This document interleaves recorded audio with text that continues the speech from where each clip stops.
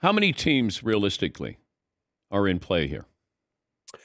I believe the final group, as it has been issued to say you're welcome to have an in-person conversation and putting it all together. The Dodgers, we know, have had an in-person meeting. The Blue Jays and Giants reportedly have as well. The Angels have not been eliminated yet either. And the Cubs have pushed back, certainly, against any notion that they've been eliminated. So I think we probably have a big five, to borrow the basketball term here. I think we've got a big five of teams that are still left. And I'll say, Dan, just being here in Nashville this week, I've still heard a lot about the Dodgers. They're still, in my mind, the favorites.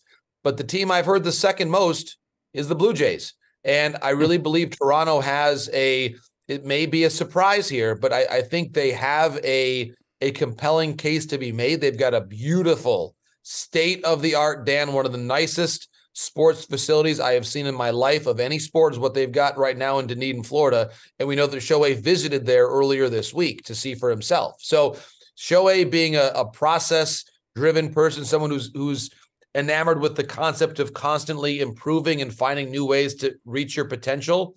The Jays have built a place like that. And of course, we know Toronto's a world-class city in and of itself. If he wants to surprise people, and he always has been someone, Dan, who has surprised people. The Angels were a surprising pick. The mere role that he's always had in baseball is against the norm. He likes to surprise, and the Jays would be a surprise.